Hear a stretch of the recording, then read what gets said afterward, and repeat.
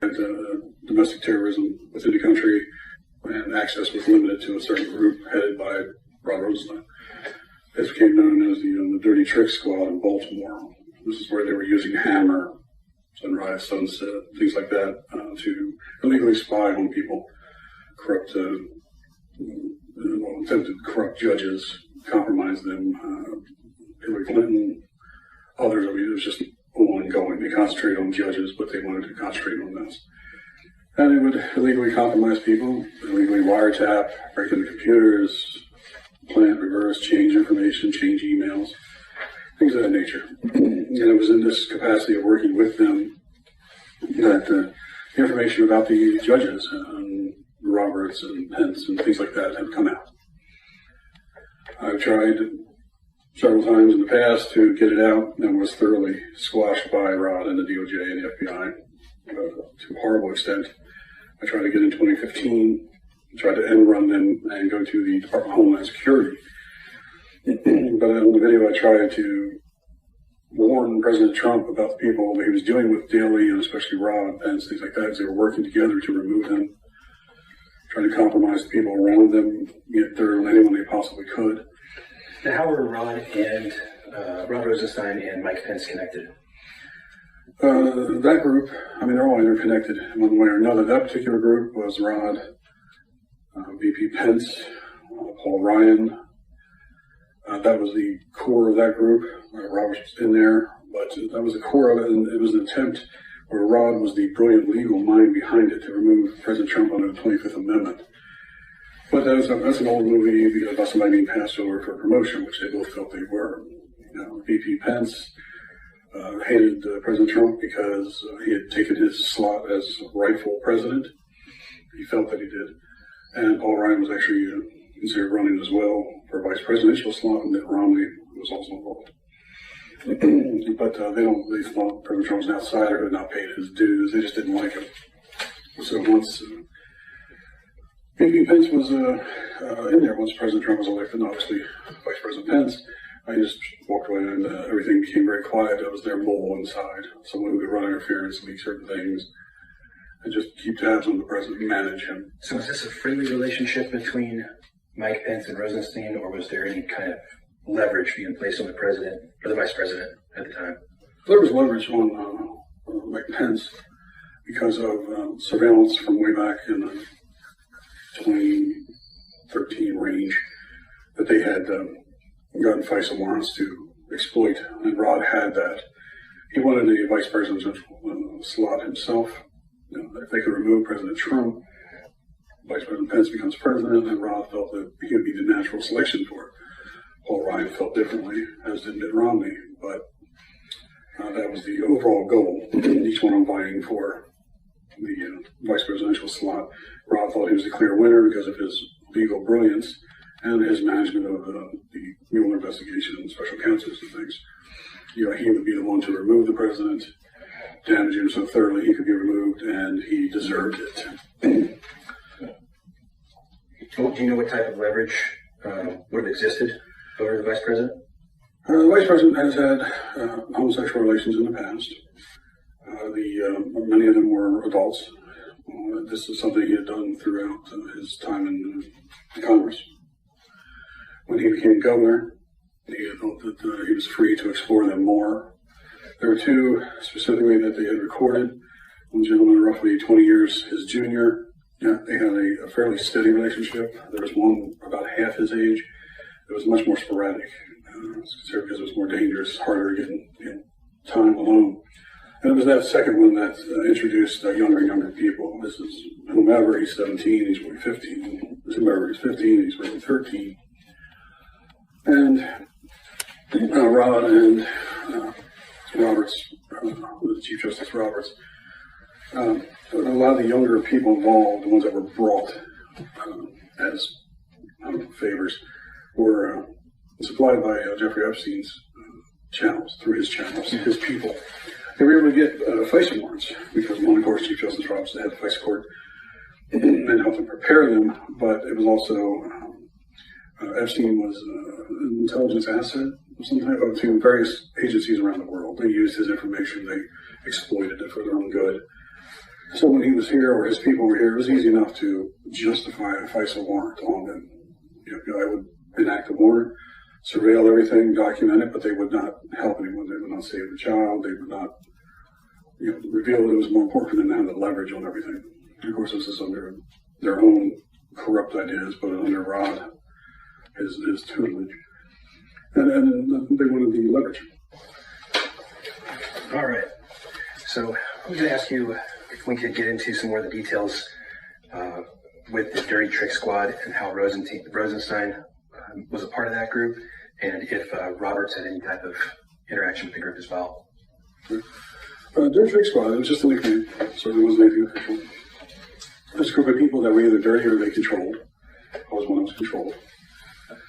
The others, Rod, Sean Henry, FBI, Sean Bridges, Secret Service, Rosati, Joseph Rosati, who was the DEA, Alan Borishock was ATF, Greg Utz, who was the TFO with the DEA, but he was formerly Baltimore County Police.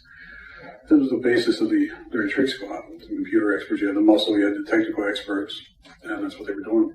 And then there was another group in Fort Washington who was running one down there. This was a satellite location in Baltimore just for the really illegal stuff, illegal communications, hacking, phone tapping, you name it. And people involved, they concentrated their main focus all the time, Title III judges, federal judges. But they would go after political rivals, sitting politicians, anybody they needed to go after, anybody they were pointed at. They went after family members of judges and compromised people as much as they possibly could. They had no problem hacking computers and planting information to compromise people. This is something they had done numerous times. Rod had done this for years and years. So at Sean Bridges, where they would finagle a case that they had before the court, where, for instance, they would arrest a gentleman, and he had money, he had property, and something. He had the resources to fight them. They didn't like that, so Sean would go in, plant child porn on their computer. And what do you know? Oh, an examination. Now you got this on there. I don't know anything about it. Well, it's on there. We're going to charge you. And then he didn't want that. It ruined his life. Didn't want to go to prison as a pedophile. You know what happens, and things like that. And they would use this as leverage in hundreds of cases. And then he would plead. This person they charged would plead to a lesser charge that would not show up on the record, but he would have to forfeit property, money, things like that. And they would skim their percentage off. Sean Bridges was particularly good at it. It was his specialty. And he had done this at the county and state level. That's why he got in trouble a couple times. So much why he came under the slate of Rod Rosenstein, who got him up to federal. Sean did not like Obama, didn't like Hillary. He had access to the White House, the Air Force One, CIA, NSA. He had those kind of clearances. He's the #1 expert on the forensic study of the computers for the Secret Service and for most of the government. Now, was he a government employee, or was he a contractor? He was Secret Service. He was a Secret Service agent. Okay. A full Secret Service agent. So he had access to all these things, but I think because of his clearances, because of his expertise, he could go anywhere. He was often in the White House, texting the location of the president and Obama, what they were doing. He hacked Obama's BlackBerry just for fun, things like that. He carried messages to people, hacked the girls' phones. I mean, it was nothing for him. He had lists of people that he would just call up and watch them do their daily stuff. He's just truly gifted with the computers. I'm good at the computers. I can do any of you need, but he's just one of those people born to do it. Now, has there, with this group you just described, actually you mentioned one other Sean, an FBI guy, Sean Henry. He's just nasty. He's involved up to his eyeballs. He's dirty trick. He's nasty. He's a lot like Strzok. Thinks he's a computer expert. Had no problem sending information to any foreign government that would pay. He's all about money. He's a CrowdStrike now. He's nasty. He's just a complete criminal with a badge. He's not FBI now, but he's still connected to them. Still helps in certain things, but he is flat out criminal. Okay. Now, was there any specific tie-in with Roberts to this group, with the things that they would do for Rosenstein? Was this group involved in any of these plotted murders of the Supreme Court justices that you know of, or local judges? They provided evidence, I won't say evidence, they provided intelligence from illegal surveillance of one kind or another to the FBI people, to Sean Henry, who would take it to these FBI insiders, these false flag people who would infiltrate the groups. So you're getting it from both sides. Robert certainly knew about it. He helped with the FISA warrants, anything that was connected to it. He knew about that side, of course, because he wanted to say and who he would replace, would be replaced. Robert was really involved with the day-to-day nitty-gritty of the Dirty Trick Squad because it was just day in, day out, constantly, nonstop. And it wasn't just all involved, but they would drive around, they were driving. Things like this when they had some really nasty stuff to do, like with Cheryl Atkinson. They did that from an apartment complex. You drive around with a laptop, until you find an open port, and you go in through there. This was the core group of the Dirty Trick Squad, and that's all they did was hack people, steal information, alter emails, manipulate things, and sell intelligence, launder it. Sean Wesley Bridges, the Secret Service agent, was the foremost expert on e-commerce and Bitcoin. That's what he's actually in prison for. And there are illegal profits that they would skim off, or they would target people with cash or different bank accounts. Anything they could skim, they would run it through Bitcoin. He'd launder it for them. And he still holds millions of dollars online in various accounts. He also holds several passports and will disappear as soon as he's released. Do you know where he'll disappear to? Central or South America. He's discussed Argentina and Colombia as possibilities because his wife's family is from there. They have family there. But he has the money to do so. So he's all about the money. Okay. Can you tell me about Alan Borshak? Borshak, he's an ATF. He's retired now. He's a nasty piece of work. He was involved in his official capacity with the illegal gun running for Fast and Furious. He was the one that made sure the paperwork stayed clean if things came back in the country. They were supplying guns, supposedly, that would be tracked. When Rod started falling out of favor as the DAG, they felt that their protection was leaving. He helped supply the firearm for Seth Rich. Okay, very good. So now on to Rosati, Joseph Rosati. Let's discuss. He's going to get a little bit more information about him than some of the others. So Rosati is a DEA. He's a violent, nasty, lying person. He always has been. It's not just me saying it. This is other people that he's worked with. Other agents have complained about the same thing. There are dozens and dozens of cases where he has added drugs to things. He's also been sued many times by people who flat out said, "I'm a drug dealer. I sell marijuana. I've never touched the other stuff. It's all I've ever sold. I believe in it." But he added it to it. I mean, the exact same complaints over and over again from not only defendants, but agents working with him. And when things would get too bad, they would just move him off into another region, another district. You mentioned in a previous tape that he and Borshak were involved with the Seth Rich murder. Are there any other murders that you know of or have heard that he may be associated with? And if so, how were those perpetrated? Borshak was involved. He supplied the firearm, made it disappear afterwards. He got destroyed. Rosati was involved with Seth Rich. He was there. He's the one who picked up the MS-13 people outside the city and brought them in when he got them out of the city. He brought Kevin Daugherty with him. Kevin Daugherty was kind of a hang-around, wannabe federal agent, but used him as kind of a gopher. And he was there that night. Kevin Daugherty's actually the one who attempted to kill Jack Burton later on because he's being exposed to the crime. So they've been involved in other murders. This is Borshak and Rosati. They're very tight. They would do things where they would of course, selling guns to gang members. Later resulted in murders, deaths. And they would call phishing. They would sell them off. Sometimes they didn't leave them there. They would come up. It's very easy for them to come up with firearms. They would sell them off, and then Borshak would trace the serial numbers and see if it was related later on down the road to any shootings or deaths. It was phishing. That's how they call it, phishing. And see if they got one.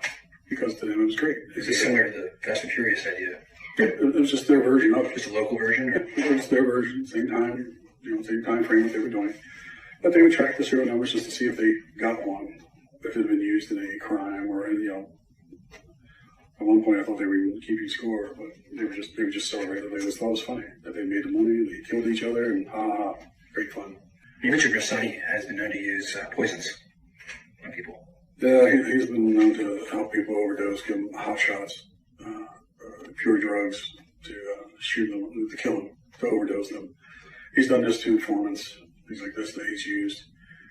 And he's done it several times, as far as we know, that he's bragged about. Informants, because he'll have informants, and then he'll start dealing with them. He'll start dealing drugs with them. He'll start moving products to them, especially pills. And then when they think they have enough leverage on them, they come back and there's something. They'll just set them up, they overdose, and they're gone. You mentioned that he's also involved in pharmaceutical. Pharmacy fraud. Pharmacy, yes. This is a pharmaceutical. He's got the brain for it. He, as a DEA agent, he used his authority to manipulate pharmacies and shipping and inspections. DEA inspects pharmacies once a month. And they're supposed to be inspected. Well, he would oversee the inspections. He would write them off if they had more, if they had less. So he would move them through there. He could sign off on it. The number match up, they accounted for everything, and yet they got 30,000 more pills sitting there because they're selling it for him. And they did all kinds of stuff. They would short prescriptions, but it was just the pharmacies ordering these massive amounts of opioids that he was working with. And he would take them and sell them on the street, sell them to another pharmacy, move them through another pharmacy, get paid for it. And he was manipulating their inspections. He's done this lots of times. He had another scam where he actually got other agents shot because of this one, where he was calling as a phony DEA agent and telling them that a package had been intercepted and it had your name on it. It's drugs or it's drug precursors. One thing on Roussati, you've mentioned before that he's worked with local mafia people in the Maryland area. 𝙁𝙁𝙪𝙁 Pizza has been mentioned in the past. Can you give me more details about how that works? He protects certain people who can provide him with what he needs or money. This is a relationship he's had for quite a while. And it's �10𝙁𝙁𝙁 Pizza on Route 1 in Central County, Maryland. But it's run by Little Tony, Anthony, his father, Big Tony, who is connected to the mafia in New Jersey and New York.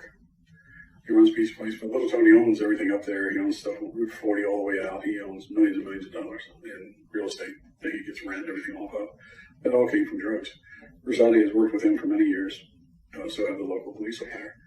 And he's just not touchable. But I think this is his steady supply, his steady source.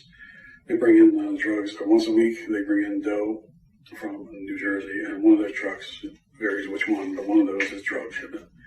And it's brought in, broken down, and taken out. It's like once a month.